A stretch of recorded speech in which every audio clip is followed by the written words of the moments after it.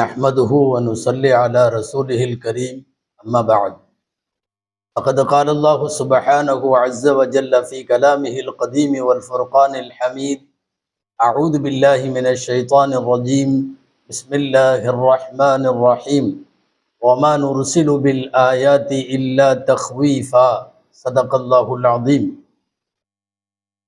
وقال رسول الله صلى الله عليه وسلم اتقوا دعوة المظلوم فإنه ليس بينها وبين الله حجاب صدق رسول الله صلى الله عليه وسلم. அளவற்ற அருளாளனும் நிகரற்ற அன்புடையோனுமாகிய எல்லாம் வல்ல அல்லாஹுவின் பெயரால் துவங்குகிறேன். அருமை நாயகம் முஹம்மதுர் ரசூலுல்லாஹ் ஸல்லல்லாஹு அலைஹி வஸல்லம் அவர்களின் மீதும் நற்பாக்கியங்கள் நிறைந்த அவர்களுடைய உம்மத்தின் மீதும் குறிப்பாக இந்த ஜும்மா நாளில் நம் அனைவர் மீதும் எல்லாம் வல்ல அல்லாஹுவின் நல்லருள் என்றென்றும் நிறைவாக உண்டாவதாக. ஆமீன். அன்பானவர்களே, அல்லாஹு ஜல்ல ஷானுஹு தஆலா உலக மக்களிடம் அவனுடைய இருப்பை, அவனுடைய வல்லமையை அவ்வப்போது மக்கள் திருந்துவதற்காகவும் அவர்களை சீர்படுத்துவதற்காகவும் சில அத்தாட்சிகளை அல்லாஹ் காட்டுவான். அந்த அத்தாட்சிகள் இறைவனால் மட்டுமே நிகழ்த்தப்பெறக்கூடியவை, மனித சக்திகளுக்கு அப்பாற்பட்டவை. ஒட்டுமொத்த மனிதனுடைய சக்திகளும் குன்றிப்போய் ரப்பை மிகைத்துவிட முடியாத ஒரு நிர்கதியான சூழ்நிலைக்கு ஆளாகும் வண்ணம் அல்லாஹ் சில அத்தாட்சிகளை உலகத்திலே காட்டுவான். அது ஒரு வகையில் சொல்லுவதென்றால் உலக மக்களை அச்சுறுத்துவதற்காக. திருக்குர்ஆன் அல்லாஹ் சொல்லுகிறான், ஒமா நுர்சிலு பில் ஆயாத்தி இல்லா தஹ்வீஃபா, நாம் மக்களுக்கு அச்சுறுத்துவதற்காக வேண்டி அத்தாட்சிகளை காட்டுகிறோம் என்று சொல்லுகிறான். நாம் வரிசையாக சமீபத்தில் கடந்த சில ஆண்டுகளாக பார்த்து வருகிறோம். உலகம் முழுக்க பெருகி வருகிற நிலநடுக்கங்கள், சமீப காலங்களில் நாம் பார்த்த சுனாமி போன்ற ஆழி பேரலைகள், கொரோனா உள்ளிட்ட பெருவியாதிகள், இந்த எல்லா நேரங்களிலும் பார்த்தால் மனித குலம் பெரும் தோல்வியை சந்தித்திருக்கிறது. அறிவியலில் அபார வளர்ச்சி கண்டிருந்தாலும், டெக்னாலஜியில மிகப்பெரிய உச்சம் தொட்டிருந்தாலும், எல்லா விதமான கருவிகளும் உபகரணங்களும் வைத்திருந்தாலும், அல்லாஹுவினுடைய சுனாமிக்கு முன்னால், நிலநடுக்கத்திற்கு முன்னால், கொரோனாவுக்கு முன்னால் நாம் எல்லோரும் தோற்று போனதை நாம் யோசித்து பார்க்கிறோம். உலகை அச்சுறுத்துவதற்காக வேண்டி இது போன்ற அத்தாட்சிகளை இறைவன் காட்டுவான். அந்த அத்தாட்சிகள் நம்மை திருத்த, நம்மை அச்சுறுத்த, நம்மை எச்சரிக்கை செய்ய இவைகள் அல்லாஹுவால் நிகழ்த்தப்படுகிறது. நமக்கு பொதுவாக ஒரு சந்தேகம் வரும், இது போன்ற பெருவியாதிகளும் பேரிடர்களும் ஆழிப்பேரலைகளும் இவைகளெல்லாம் வருகிற போது கெட்டவர்களுக்கு மட்டும் வருவதில்லையே, அங்கே நல்லவர்களும் இருக்கத்தானே செய்கிறார்கள், அவர்களுக்கும் சேர்ந்தல்லவா வருகிறது என்று நீங்கள் நினைக்கலாம். அல் குர்ஆன் அன்ஃபாலுடைய வசனம் நமக்கு சொல்லுகிறது, வத்தகு ஃபித்னத்தன் லா துஸீபன்னல்லதீன ஸலமூ மின்கும் ஹாஸா, உங்களில் அநியாயம் செய்தவர்களுக்கு மட்டும் வராமல் பொதுவாக எல்லோருக்கும் வருகிற அந்த குழப்பத்தை, ஃபித்னாவை நீங்கள் அஞ்சிக் கொள்ளுங்கள். சில வேதனைகள் அல்லாஹுவால் இந்த மண்ணில் நிகழ்த்த பெறுகிற போது குற்றவாளிகள் மட்டும் தண்டிக்கப்பட மாட்டார்கள், குற்றவாளிகள் மட்டும் அதில் இலக்காக மாட்டார்கள், மற்றவர்களும் சேர்ந்து அந்த பாதிப்பிற்கு உள்ளாகக்கூடும், நல்லவர்களுக்கும் சேர்ந்துதான் வரும்.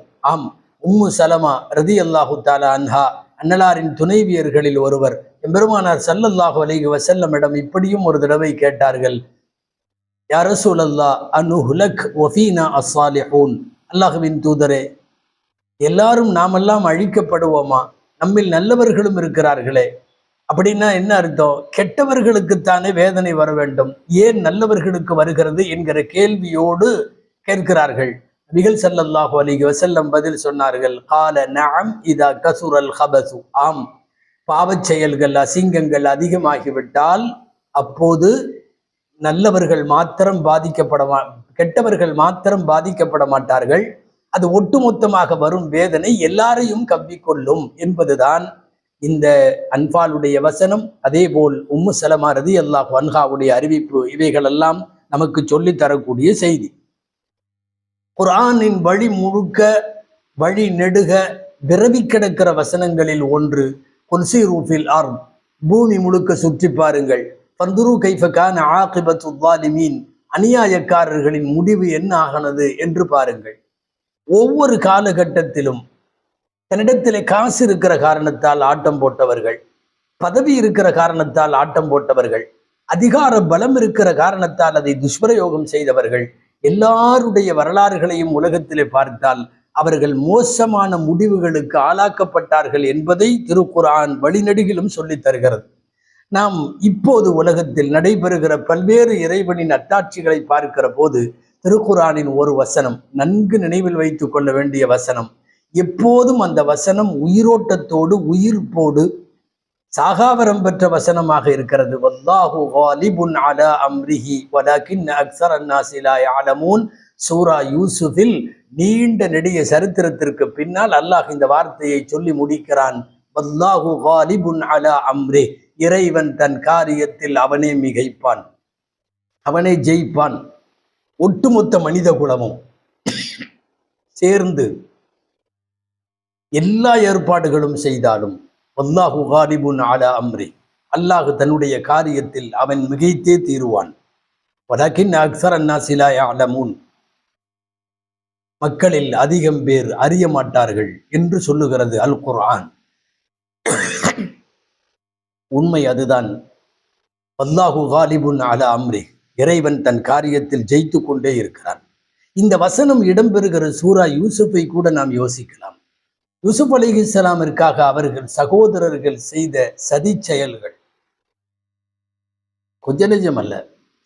ஹஜ்ரத் யூசுப் அலைஹிஸ்ஸலாமின் மீது பொறாமை கொண்டார்கள். அதிக பிரியம் வைத்திருந்த தந்தையும் மகனையும் பிரித்தார்கள். கிணற்றிலே தள்ளிவிட்டு ஓனாய் சாப்பிட்டது என்று பொய்ரத்தத்தோடு பறைசாற்றினார்கள். கிணற்றிலே தள்ளிவிட்டார்கள். ஒரு கட்டத்தில் சந்தையிலே அடிமையைப் போல விற்று விட்டார்கள். பிறகு ஒரு கட்டத்தில் ஹஜ்ரத் யூசுப் அலைஹிஸ்ஸலாம் சிறை சென்றார்கள். எக்கச்சக்கமான சோதனைகள். ஆனால் ரப்புடைய ஏற்பாடு ஹஜ்ரத் யூசுப் அலைஹிஸ்ஸலாமை உயரமான இடத்திலே உட்கார வைப்பதற்கு ரப்பு முடிவெடுத்த போது மனித சக்திகள் அத்தனையும் தோற்று போனது. ஆம், எகிப்தினுடைய பேரரசராய் ஆட்சியாளராய் யூசுப் அலைஹிஸ்ஸலாம் அமர வைக்கப்படுகிறார்கள். இங்கேதான் நமக்கு அந்த வசனம் நினைவுக்கு வர வேண்டும். வல்லாஹு காலிபுன் அலா அம்ரி, இறைவன் தன் காரியத்திலே மிகைத்தே தீருவான். யூசுப் அலைஹிஸ்ஸலாமினுடைய சகோதரர்கள் மட்டுமல்ல, குர்ஆனின் வழிநெடுகளும் இருக்கிறது. குர்ஆனில் 2 இடங்களில் திரும்ப திரும்ப சொல்லப்படுகிற இப்ராஹிம் அலைஹிஸ்ஸலாமினுடைய வரலாறு 12 நாட்களாக பல காலங்களாக மாதக்கணக்கில் மூட்டப்பட்ட ஒரு மிகப்பெரிய நெருப்பு குண்டம், ஊர் உலகத்தில் தீப்பற்றி எரிகிற முக்கியமான உயர்ந்த விறகுகளெல்லாம் கொண்டு வந்து குண்டம் எரிக்கப்பட்டு ஒரே ஒரு நபரை ஆடை இல்லாமல் அதிலே தூக்கி போடுவதற்கு எல்லா ஏற்பாடுகளும் செய்தான் நம்ரூத் அவனுடைய கூட்டாளிகள். ஆம், பக்கத்தில் நெருப்பு குண்டத்தில் அருகாமையிலே போக முடியவில்லை. தூரத்திலே இருந்து ஒரு பலகையிலே அமர வைத்து அங்கிருந்து தூக்கி குண்டத்திற்குள்ளே வீசப்படுகிற ஏற்பாட்டை எல்லாம் செய்து ஆடைகளை உரித்து அம்மனமாய் ஹஜ்ரத் இப்ராஹிம் அலைஹிஸ்ஸலாமை தூக்கி போடப்படுகிற போது இப்ராஹிம் அலைஹிஸ்ஸலாமினுடைய வாயிலே வெளிவந்த வார்த்தை நமக்கு தெரியும். ஹஸ்பி அல்லாஹு வ நிஅமல் வக்கீல், என் ரப்பு போதுமானவன், அவன் காரியங்களில் நிர்வகிப்பதில் மேலாண்மை பார்ப்பவர்களில் கவனித்துக் கொள்வதில் அவன்தான் மேலானவன் என்கிற அந்த வசனத்தை சொல்லி முடித்தார்கள்.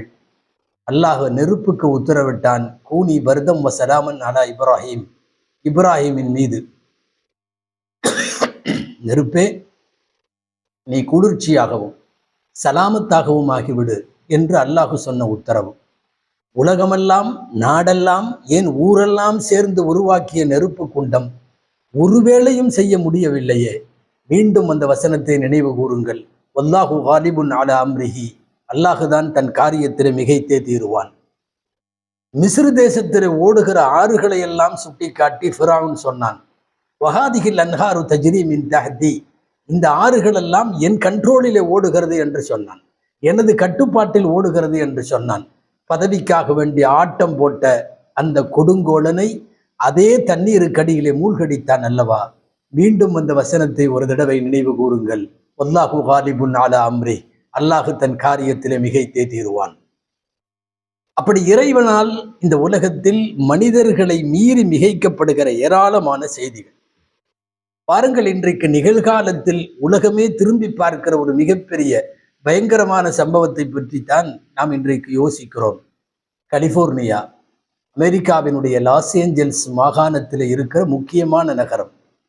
அந்த மாநிலம் முழுவதும் உலகத்தையே திரும்பி பார்க்க வைக்கிற பயங்கரமான காட்டு தீ பரவி காடுகளை, நாடு நகரங்களை, குடியிருப்புகளை, தொழிற்சாலைகளை, உயரமான கட்டிடங்களை எல்லாவற்றையும் சுட்டு பொசுக்கி சாம்பலாக்கி இருக்கிறது.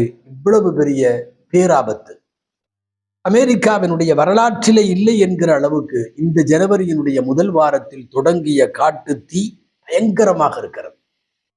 இந்த கலிபோர்னியாவினுடைய காட்சிகளை ஊடகங்களிலே பார்க்கிற போது நம் கண்ணுக்கு முன்னாலே தெரிய வருவது, இது ஏதோ காசாவோ, என்ன வருஷக்கணக்கிலே போர் நடைபெற்று கொண்டிருக்கிற காசா பிரதேசமோ, அல்லது வருஷக்கணக்கிலே போர் நடந்து கொண்டிருக்கிற உக்ரைனோ என்றெல்லாம் பார்த்தால் இல்லை. எல்லா செல்வ செழிப்போடும் வளத்தோடும் தொழில்நுட்ப வளர்ச்சிகளோடும் இருக்கக்கூடிய அமெரிக்காவினுடைய ஒரு பகுதிதான் இது. இவ்வளவு மோசமான காட்டுத்தீ. அன்பர்களே, கலிபோர்னியாவில் அதிகம் வசிப்பது, பிபிசி, CNN உள்ளிட்ட ஊடகங்கள் தருகிற தகவல் பிரகாரம் மிக அதிகமாக வசிப்பது முதலில் யூதர்கள், இரண்டாவது அமெரிக்காவினுடைய பெரிய செல்வந்தர்கள், மூன்றாவது ஹாலிவுட் சினிமாவினுடைய பிரபலங்கள். இவர்களெல்லாம் வசிக்கக்கூடிய ஒரு பகுதியை குறிவைத்து ஒரு மிகப்பெரிய கோர தாண்டவம் இந்த காட்டுத்தீ பரவி இருக்கிறது. காட்டுத்தீ என்றால் காடுகளுக்குத்தானே பரவ வேண்டும், காடுகளைத்தானே எரிக்க வேண்டும். இந்த தீ நாடு நகரங்களை எல்லாம் எரிக்கிறது. இவர்கள் அணைப்பதற்கு பெருமுயற்சி எடுக்கிறது அங்கே இருக்கிற மனித சக்தி. ஆனால் அதை தாண்டுகிறது. ஒரு மணிக்கு 160 கிலோமீட்டர் வேகத்தில் வீசுகிற காற்று தீயை பல்லாயிரம் கிலோமீட்டர்களுக்கு அப்பாலை பரப்பி கொண்டிருக்கிறது. உமிழும் நெருப்புகளுக்கிடையில் அமெரிக்காவினுடைய ஒட்டுமொத்த அத்தனை சக்திகளும் சிரம்பணிந்து விட்டது என்றுதான் சொல்ல வேண்டும். அங்கே விஞ்ஞானத்திற்கு பஞ்சம் இல்லை, டெக்னாலஜிக்கு பஞ்சம் இல்லை, நவீன தகவல் தொழில்நுட்பங்களுக்கு பஞ்சம் இல்லை. உலகத்தில் தீயணைக்கும் கருவிகளில் மிக அதிகமான கருவிகளை கொண்டிருப்பது அமெரிக்கா. எந்த பஞ்சமும் அதற்கு இல்லை. ஆனால் அதை தாண்டி இங்கே நடைபெறுகிறது. பாருங்கள் அன்பானவர்களே, இது போன்ற காட்டு தீக்கள் பரவுவதற்கு அமெரிக்காவினுடைய கலிபோர்னியாவிலே ஏற்பட்ட தீ விபத்தை ஒட்டி கருத்து தெரிவிக்கிற ஆய்வாளர்கள் உலகம் முழுக்க பேசுகிறார்கள். பல பேர் சொல்லுகிற கருத்துப்படி 4 காரணங்களில் ஒன்றாக இருக்க வேண்டும் என்று சொல்லுகிறார்கள். ஒன்று, முதல் காரணம் மட்டுமல்ல, முக்கியமான காரணம், இது இறைவனுடைய ஏற்பாடு, இது தக்தீர் இலாஹி, அல்லாஹுவினுடைய அச்சுறுத்தல் மற்றும் எச்சரிக்கை, அல்லது இறைவன் ஆட்டம் போடுபவர்களை குறித்து இறைவன் ஏற்படுத்திய சோதனை என்றெல்லாம் என்ன வார்த்தை வேண்டுமானாலும் சொல்லலாம். மிகைப்படுத்தி பேசுவதாக நினைக்க வேண்டாம். இரண்டாவது, என்ன காரணமாக இருக்கலாம்? சில நேரம் மின்னல் நேரடியாக மரத்தின் மீது மின்னல் தாக்கினால் தானாக தீப்பற்றி கொள்ளும். அது காடுகளை முழுக்க அந்த தீக்கள் உமிழ்ந்து காட்டு தீயாய் பரவும். இது இரண்டாவது காரணம். மூன்றாவது காரணம், மரத்தின் கிளைகள் ஒன்றோடொன்று உரசுவதால், கற்கள் உரசும் போது தீ வருவது போல மரங்களின் கிளைகளும் இலைகளும் உரசி கொள்ளுகிற போதும் தீ ஏற்படலாம். அந்த சின்ன தீ பரவி பெருந்தீயாக, காட்டுத்தீயாக பரவி இருக்கலாம் என்பது மூணாவது கருத்து. நாலாவது, ஏதேனும் மனிதர்கள் செய்த சில தவறாக இருக்கலாம். எங்காவது அடுப்பு பற்ற வைத்திருப்பான், அல்லது ஒரு சிகரெட்டை குடித்து போட்டிருப்பான். ஏதாவது மனிதர்கள் செய்த தவறினால் ஏற்பட்ட தீ காட்டு தீயாய் பரவி இருக்கலாம். இப்படி 4 காரணங்கள் சொல்லப்பட்டாலும் அகில உலகத்தின் நடுநிலையாளர்களும் அமெரிக்காவை கூர்ந்து கவனித்து வரக்கூடியவர்களும் முதல் காரணத்தை தான் தேர்ந்தெடுக்கிறார்கள். ஆம், இது எல்லாம் வல்ல இறைவனுடைய ஏற்பாடு. சில பேர் அதை திட்டலாம். நீங்கள் என்ன அமெரிக்காவை திட்டுகிறீர்கள்? திட்டவில்லை. அமெரிக்காவினுடைய சப்போர்ட் இல்லாமல் இஸ்ரேல் ஒரு 3 நாள் கூட போர் செய்ய முடியாது. முழுக்க முழுக்க மத்திய கிழக்கிலே நடைபெறுகிற போர் அபாயத்தை மென்மேலும் கொழுந்து விட்டறிய செய்த அமெரிக்காவுக்கு இறைவன் ஒரு பாடம் காட்டுகிறானோ என்று நினைக்க தோன்றுகிறது. அன்பானவர்களே, ஏறத்தாழ இன்றைய தேதியில் 469 நாள் காசாவிலே நிறைவு பெற்றிருக்கிறது. பலஸ்தீனத்தில் ஆரம்பித்த போர் 469 நாள். 469 நாளும் ஒரு நாடு சுடுகாடை போல மாற்றப்பட்டதல்லவா? அதை கலிபோர்னியா என்கிற பகுதியில் அல்லாஹ் 10 நாளில் அதை காட்டியிருக்கிறார். 10 நாள், 467 நாள் அல்ல. 467 நாளும் இந்த காட்டுத்தீ தொடருமானால் நாடே இருக்காது. 10 நாளில் இறைவன் காட்டியிருக்கிறான் என்றுதான் சொல்ல வேண்டும். காசாவிலே மட்டும் கொளுத்தப்பட்ட, இடிக்கப்பட்ட, குண்டு வீசப்பட்டு அழிந்து போன 2000 பள்ளிவாசல்கள். பலஸ்தீனத்தில் 2000 பள்ளிவாசல்களை அழித்ததை ஒரு பக்கம் யோசிக்கிற போது, இங்கே உயரமான கட்டடங்களும் தொழிற்பேட்டைகளும் குடியிருப்புகளும், இந்த நாட்டினுடைய துணை அதிபர் குடியிருக்கிற வீடு உள்ளிட்ட அத்தனையும் நாசமாகி கொண்டிருப்பதை நாம் பார்க்கிறோம். காசாவிலே ஏற்பட்டிருக்கிற இந்த 469, ஏறத்தாழ 470 நாள் ஏற்பட்டிருக்கிற கட்டிடங்களின் இடிபாடு சேதங்களின் மதிப்பை 40 பில்லியன் US$ என்று குறிப்பு தருகிறார்கள். ஆனால் கடந்த 10-15 நாளாக கலிபோர்னியாவிலே ஏற்பட்ட காட்டுத்தீயினால் அழிக்கப்பட்ட பொருளாதார சரிவு மற்றும் மதிப்பீடு, அங்கே இருக்கிற கட்டிடங்களின் மதிப்பு 50 பில்லியன் USD, அதுக்கு மேல பல்வேறு கணக்குகள் சொல்லப்படுகிறது. 460 நாளா 70 நாளா நீங்கள் செய்த அந்த பேரிழப்பு ரப்பு நினைத்தால் 10 நாள் 15 நாள்ல தந்துருவான். தயவு செய்து அங்கே இருக்கிற எல்லா மக்களையும் திட்டுவதாகவோ, எல்லா மக்களும் மோசமானவர்கள் என்று சொல்லுவதாகவோ நினைக்க வேண்டாம். அங்கே இருக்கிற மத்திய கிழக்கினுடைய பதற்றத்திற்கு காரணமானவர்கள், தூண்டுபவர்கள், அதை சந்தோஷப்படுபவர்கள், இன்னமும் போர் செய்வோம் என்று சொல்லுபவர்கள், இவர்களுக்கு இது தண்டனை என்பதில் மாற்று கருத்து கிடையாது. அதே சமயம் ஒன்றை ஒத்துக்கொள்ளுகிறோம், ஈர நெஞ்சம் உலகத்திலே எல்லாருக்கும் இருக்கிறது. அன்பானவர்களே, அப்பாவி பொதுமக்கள் பாதிக்கப்படுவதை நாம் பரிதவிப்போடும் பரிவோடும் பார்க்கிறோம். இறைவன் அவர்களை காப்பாற்ற வேண்டும் என்று பிரார்த்திக்கிறோம். ஆனால் அமெரிக்காவினுடைய ஆட்டத்திற்கு இறைவன் கொடுக்கிற ஒரு மறுபார்வையாக, எச்சரிக்கையாகத்தான் இதை பார்க்க வேண்டியது இருக்கிறது. சமீபத்தில் ஜனவரி முதல் வாரத்தில், இந்த வாரம் அதிபராக பதவி ஏற்கிற டொனால்ட் ட்ரம்ப் அவர்கள் என்ன சொன்னார் தெரியுமா? இஸ்ரேலுடைய பணைய கைதிகளை, பிடித்து வைத்திருக்கிற கைதிகளை பலஸ்தீனத்தில் இருக்கிற அமைப்புகள், குறிப்பாக ஹமாஸ் போன்றவை விடுதலை செய்யவில்லை என்றால் நான் பதவியேற்றவுடன் காசாவுக்கு நரகத்தை காட்டுவேன் என்று பேசினார்.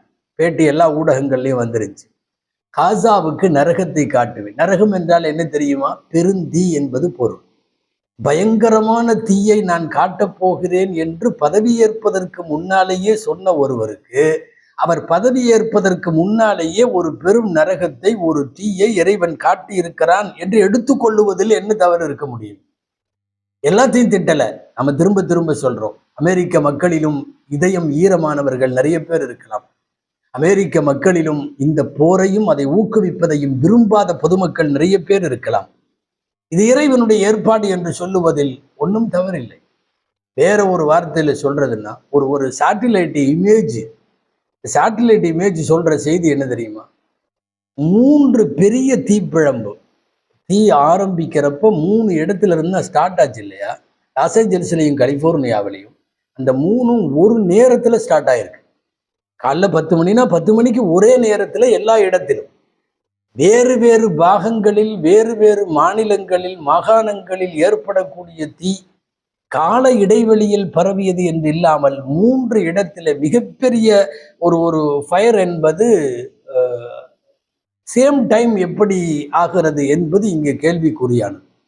சுருங்க சொல்ல போனால், நீங்கள் கடவுள் மறுப்பாளர்களாக இருந்தாலும் சரி, இங்கே ஒரு காரண காரியம் இருப்பதை நம்மால் ஒத்துக்கொள்ளாமல் இருக்க முடியாது. அதற்காக ஒட்டுமொத்த அமெரிக்க மக்களை திட்டுவதாக தயவு செய்து நினைக்க வேண்டாம். நிறைய பேர் அப்படி கருத்து பதிவிடுவர்கள் எல்லாம் உண்டு. சமீபத்தில் ஒரு 5-6 வாரத்திற்கு முன்னாலே இஸ்ரேலின் இறுதி நாட்கள் என்ற தலைப்பில் நாம் ஜும்மாவிலே பேசிய ஒரு பயான் ஏறத்தாழ 1,70,000 பேர் அந்த யூடியூப்ல அந்த ஜும்மாவை இன்று வரை கேட்டிருக்கிறார்கள். இன்று வரை பன்னூற்றுக்கணக்கான கமெண்டுகளில் நம்மை திட்டி தீர்த்திருக்கிறார்கள். நாங்கள் இப்போதும் சொல்லுகிறோம், மரங்கள் உராய்வில் ஏற்பட்ட தீ என்று சொல்லுவதை விட, மின்னல் மரத்திலே தாக்கி ஏற்பட்ட தீ என்று சொல்லுவதை விட, வேறு பல காரணங்கள், யாராவது அடுப்பு பற்ற வைத்தான், புகைப்பிடித்தான் என்று சொல்லப்படும் காரணங்களை விட, இது ரப்புடைய ஏற்பாடு என்று சொல்லலாம். அல்லது நல்ல வேற ஒரு வார்த்தை சொன்னா, ரசூலுல்லாவுடைய ஸல்லல்லாஹு அலைஹி வஸல்லமுடைய வார்த்தையில சொன்னா, நபிகள் நாயகம் ஸல்லல்லாஹு சொன்னார்கள், இத்தகி தஅவத்தல் மதுலூம், ஒரு பாதிக்கப்பட்டவனுடைய பத்துவாவை, பாதிக்கப்பட்டவனின் பிரார்த்தனையை அஞ்சி கொள்ளுங்கள். அவனுடைய பிரார்த்தனைக்கும் அல்லாஹுவுக்கும் இடையிலே தடை கிடையாது, திரை கிடையாது. பாதிக்கப்பட்டவன் என்னை இப்படி செய்து விட்டானே, யா அல்லாஹ், இறைவா, நீ அவர்களுக்கு தண்டனை கொடு என்று மாத்திரம் அவன் கையை ஏந்தி விட்டால், கண்ணீரை சிந்தி விட்டால், காட்டு தீயல்ல எவ்வளவு மோசமான அபாயமான அழிவையும் ரப்புல் ஆலமீன் பொறுப்பேற்று தருவான் என்பதிலே சந்தேகமில்லை. நான் மீண்டும் துவக்கத்திலே சொல்லியதை சொல்லி முடிக்கிறேன். வல்லாஹு காலிபுன் அலா அம்ரி. நீங்கள் பதவியால் ஆட்டம் போடலாம், காசு பணங்களில் ஆட்டம் போடலாம், ஆனால் அல்லாஹுவே தன் காரியத்தில் மிகைத்தவன். இறுதியாய் ஒரு வார்த்தை, அங்கே தீவிரப்போக்குடைய யூதர்கள் இருக்கலாம், மத்திய கிழக்கு போர் பதற்றத்திலேயே வைத்திருக்க வேண்டிய போர் சூழலிலேயே வைத்திருப்பதற்கு ஆசைப்படுகிறவர்கள் இருக்கலாம். அவர்களுக்கு இது தண்டனையாக இருக்கட்டும். இறைவா, அங்கிருக்கிற அப்பாவி மக்களை நீ பாதுகாப்பாயாக. எதுவும் செய்யாமல் ஒரு தீ விபத்தில் பாதிக்கப்பட்டிருக்கக்கூடிய அந்த மக்களுக்கு நாம் நல்ல உதவிகளை செய்வதும் பிரார்த்தனைகளை செய்வதும் நம் கடமையாக இருக்கிறது. இப்போதும் கூட நாம் பேசிக்கொண்டிருக்கிற இந்த நேரம் ICNA என்ற தன்னார்வ பொது அமைப்பு, முழுக்க முஸ்லிம்களின் அமைப்பு, ஏராளமான உணவுப் பொருட்களோடு உடைகளோடு ஆங்காங்கே வீடு இல்லாமல் நிவாரண முகாம்களில் தங்க வைக்கப்பட்டிருக்கிற அந்த மக்களுக்கு தங்களால் இயன்ற உதவிகளை வழக்கம் போல் இஸ்லாமிய அடிப்படையிலும் மனித நேயத்தின் அடிப்படையிலும் செய்து கொண்டிருக்கிறார்கள். நல்லவர்களுக்கு அதை செய்வோம், அல்லாதவர்களுக்கு இது இறைவனின் தண்டனையாகவே இருக்கட்டும். எல்லாம் வல்ல இறைவன் இது போன்ற காட்டுத்தீயிலிருந்து அமெரிக்கா மட்டுமல்ல அகில உலகத்தின் எல்லா பகுதிகளையும் பாதுகாப்பதோடு மீண்டும் மத்திய கிழக்கில் ஒரு நல்ல அமைதி திரும்பி சுபிட்சமாகவும் சுமூகமாகவும் மக்கள் வாழ இறைவன் அருள் புரிவானாக. ஆமீன். வாஹர் தஅவானா அல்ஹம்துலில்லாஹி ரப்பில் ஆலமீன். அஸ்ஸலாமு அலைக்கும் வரஹ்மத்துல்லாஹி வபரகாத்துஹு.